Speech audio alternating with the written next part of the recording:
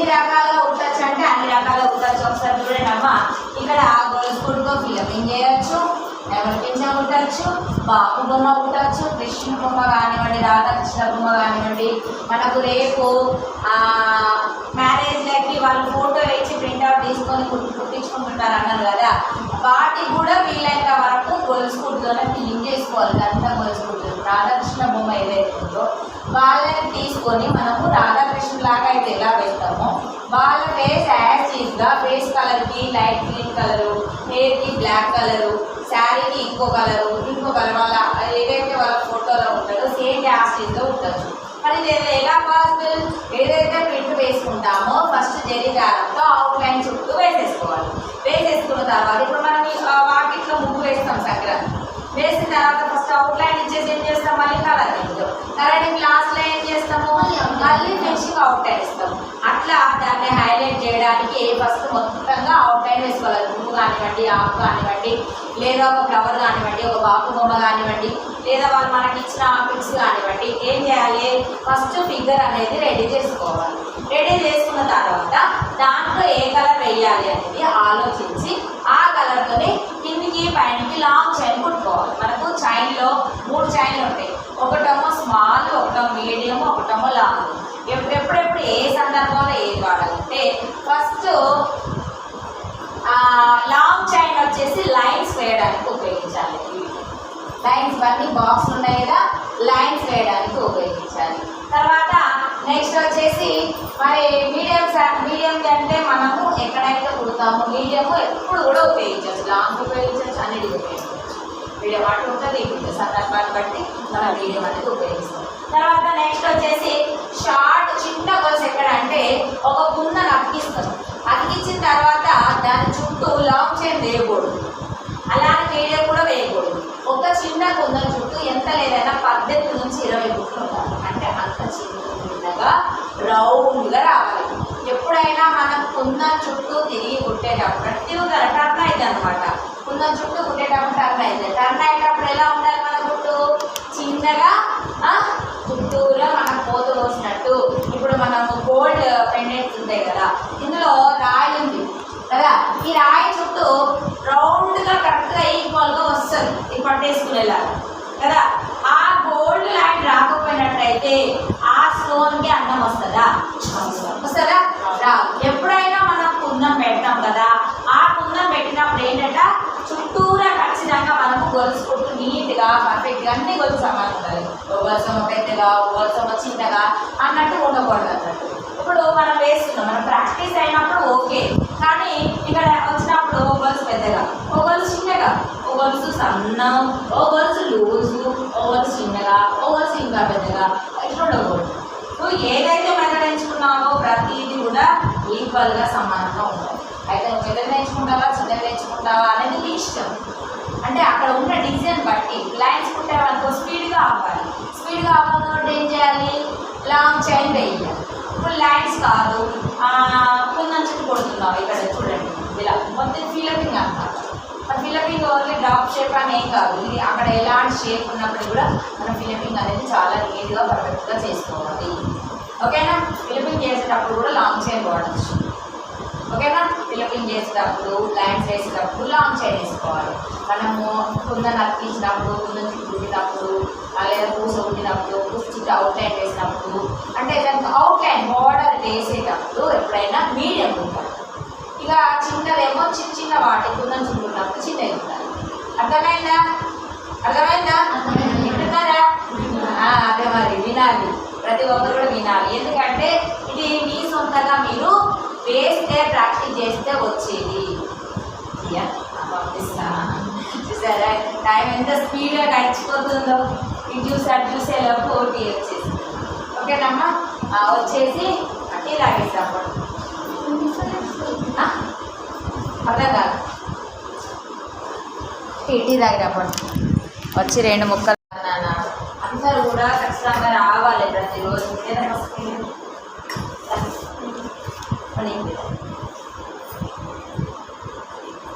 First ఏం తీసుకోవాలంట, పొడవు. ఏం తీసుకోవాలి, పొడవు. ఎంత ఉందమ్మా పొడవు? ఎంత ఉంది? 14. ఎంత ఉంది? 14. తీసుకోవాలి? షోల్డర్.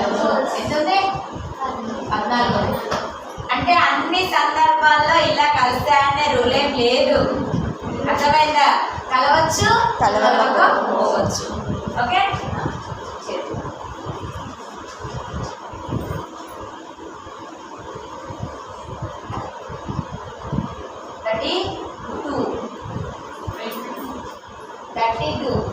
చుట్టుకోవాలదా చుట్టుకోవాలి వచ్చేసి 28. ఓకేనా? తర్వాత నెక్స్ట్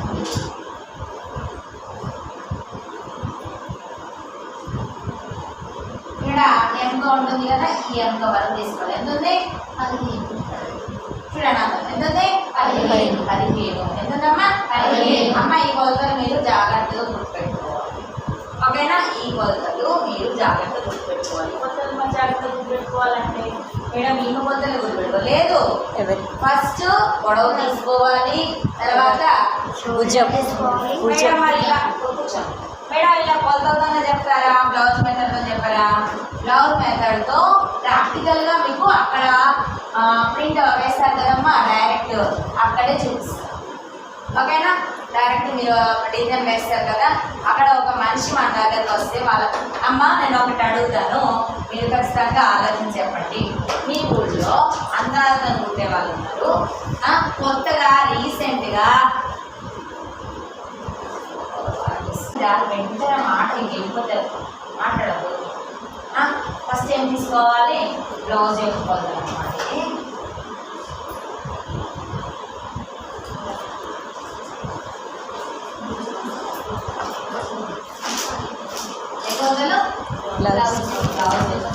జాగ్రత్తగా గుర్తుపెట్టుకోనమ్మా.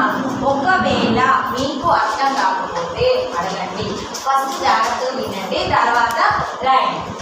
చూడండమ్మా, ఇక్కడ ఫస్ట్ స్టార్టింగ్ మనకి పొడవు ఏం తీసుకోవాలి? పొడవు తీసుకోవాలి. మీ ఊళ్ళో మీకు మామూలుగా కుట్టే వాళ్ళు ఉన్నారు, బాడీ మెజర్మెంట్స్తో కుట్టే వాళ్ళు ఉన్నారు.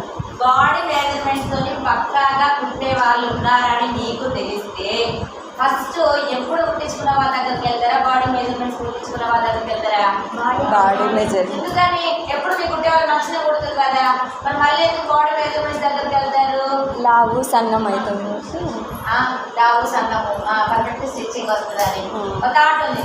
ఇప్పుడు బాడీ మెజర్మెంట్స్ వాళ్ళు కుట్టే వాళ్ళు లేక తప్పదు కాబట్టి కుట్టించుకుంటారు. ఒకవేళ ఉన్నట్టయితే ఎవరు కుట్టించుకుంటారు? బాడీ మెజర్మెంట్స్ కుట్టే వాళ్ళ దగ్గర కుట్టించుకుంటారు. కాబట్టి అందరూ అర్థం చేసుకోవాల్సిన విషయం ఏంటంటే ఫస్ట్ బాడీ మెజర్మెంట్స్ అనేది చాలా ఇంపార్టెంట్. బాడీ మెజర్మెంట్స్ ఏవైతే మనం కుట్టగలుగుతామని నలుగురికి చెప్తామో ఖచ్చితంగా కస్టమర్ మన దగ్గరికి వస్తారు.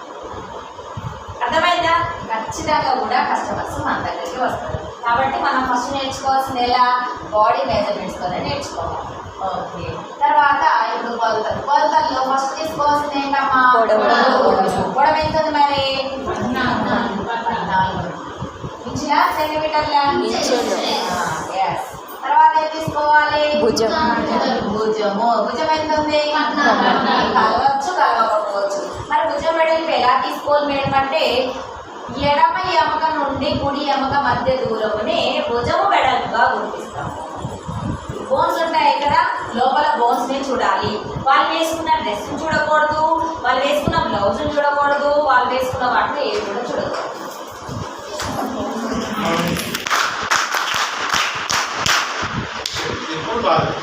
అంటే వీళ్ళు చేతిలో బలం, కంట్లో చూపు ఉన్నంత వరకు ఇది చేసుకోగలరు కదా. అలాగే ఆటోమేటిక్గా మీకు ₹1,00,000 ఒకటే ఎవరైనా ఇస్తారని చెప్తారు, ఇస్తారు మీకు సపరేట్ ఏదో బతకమని. ఆ ₹1,00,000 ఎన్ని రోజులు ఉంటుంది? ఆ జీతంలో ఉంటుందా? ఏదో ఒక దానికి ఇన్వెస్ట్ చేస్తే ఖర్చు అయిపోతుంది. కానీ మనం తెలుగు నేర్చుకుని పోతుందా? పోదు. కాబట్టి ఎంబ్రాయిడరీ వర్క్లో ఎన్ని రకాలు ఉంటాయని చెప్తున్నాడు? 20 రకాలు నేర్పిస్తారు. 100 దాదాపుగా ఆమె 100 నేర్పించకుండా మొత్తం 46,000 కదా నేర్పించింది. అంటే 58 ఖచ్చితంగా నేర్చుకోవాలి. 100 టైప్స్ ఎక్స్ప్లెయిన్ చేస్తాము, 50 ఖచ్చితంగా 58 మీకు ఖచ్చితంగా నేర్పిస్తారు. 100 దాని గురించి మీకు డీటెయిల్గా ఐడియా రావడానికి. మరి ఇవన్నీ మీరు ప్రైవేట్లో నేర్చుకుంటే మీకు 50,000 ఖర్చు వస్తుంది. అయినా కూడా మీకు సర్టిఫికేట్ రాదు, ప్లస్ మీకు ఎంత జ్ఞానం రాదు. ఏదో 4 అక్షరాలు చెప్తారు, 4 టైపులు చెప్తారు. ఈ 58 టైపులు నేర్పించారు. కానీ మేము 58 టైపులు నేర్పిస్తాం ఫ్రీగా. టీకి వచ్చావా లేదా, టిఫిన్ పెట్టావా లేదా, లంచ్ చేస్తున్నావా లేదా, హాస్టల్లో పడుకుంటున్నావా లేదా, ఇవన్నీ ఫ్రీ. ఎందుకు ఫ్రీ? ఎందుకు 50,000 ఫ్రీ? ఎందుకు? మన కుటుంబము బాగుపడాలి. సొసైటీలో దేశంలో ఉన్న వాళ్ళందరూ సమానంగా బతకాలి. దేశంలో ఉన్న వాళ్ళందరూ బతకాలి. నేను ఒక బ్యాంక్లో ఒక ఎంప్లాయీ, ఒక ఆఫీసర్ని. ఇక్కడ నేను డిస్ట్రిబ్యూట్ ఫ్రీగా స్టేట్ గవర్నమెంట్, సెంట్రల్ గవర్నమెంట్ ఆధ్వర్యంలో వాళ్ళు కన్స్ట్రక్షన్ చేసి బ్యాంక్ వాళ్ళు ఇచ్చారు. బ్యాంక్ వాళ్ళు ఏం చేస్తారు, దీని మీద అన్ని ఈ ఖర్చులు, వస్తువులు ఇవన్నీ కొట్టుకొని మీకు పెడుతున్నారు. ఇప్పుడు మీకు ఒక్కరికి 35,000 ఖర్చు వస్తుంది. మాకు 30,000 ఖర్చు రావాలంటే ఏం చేయాలి? మాకు డబ్బులు రావడం కాదు, కానీ దానికి ఉపయోగం ఏంది? నేను ఫ్రీగా నేర్చుకోవాలి. అప్పుడే ఆ డబ్బుకి వాల్యూ, సార్థకత. లేకుంటే లేదు. మీరు ఇలా వచ్చి లేకపోతే 11 మంది 14 మంది రాలేదు. ఇంకేమైనా వాల్యూ ఉందా దానికి? ఇప్పుడు మీరు 3 రోజులు తినేది వాళ్ళ ఇంటి దగ్గర కూడా వస్తుంది. అక్కడ వాళ్ళు వస్తారంటారా రానంటారా? ఎట్లా పిలిపాలి. మీరు కూడా ఫ్రీగా లంచ్ టైంలో ఫోన్ చేసి పిలిపించండి. ఎందుకంటే 4 రోజులు అయిపోతూనే ఉంది కదా. ఇంకా 25 రోజులు వస్తే మీకు సర్టిఫికేట్ వస్తుంది, ఒక స్కిల్ నేర్చుకుంటారు. దీని మీద మీ జీవితాంతం ఎంతో అంత సంపాదించడం బతకగలరు కదా. మన సహాయంగా బతకడానికి కనీసానికి ఎంతో డబ్బు కావాలి కదా. మన డబ్బు ఒట్టిగా ఇస్తారు. ఎవరైనా అప్పుడుంటే ఎంత ఇస్తారు? 4 రూపాయలు కూడా ఇవ్వండి. రూపాయల బిల్లు కూడా ఇచ్చిన ఇవ్వాలి. టీ వస్తుంది, టీ తాగాలంటే 10 రూపాయలు. అది కూడా చెత్త హోటల్లో 10 రూపాయలు పోతుంది. మంచి టీ తాగాలంటే 20 రూపాయలు, 30 రూపాయలు, 30 రూపాయలు కదా. మనం కూడా మంచి టీ తాగాలి, మంచి పట్టు వేసుకోవాలి, మంచి పండుగలు ఖర్చు పెట్టుకోవాలి, పిల్లలు మంచి చదువుకోవాలి. అట్లీస్ట్ అంటే ఏం చేయాలో డబ్బులు సంపాదించుకోవాలి. ఇప్పుడు ఏం చేయాలో మనం కూడా కష్టపడాలి. పుట్టింది దేనికి? కష్టపడాలి. కష్టపడి దేనికి? మనం ఉన్నంత వరకు హాయిగా కొంచెం ఒకరి కింద చేయి దాచకుండా స్టేటస్, మనం కొంత స్టేటస్ చూపించుకోవాలి. స్టేటస్ చూపించుకోవాలంటే డబ్బు ఉండాలి. స్టేటస్ లేకుండా మనం ఏమనుకున్నా మనమనే ఫెయిల్ అయింది.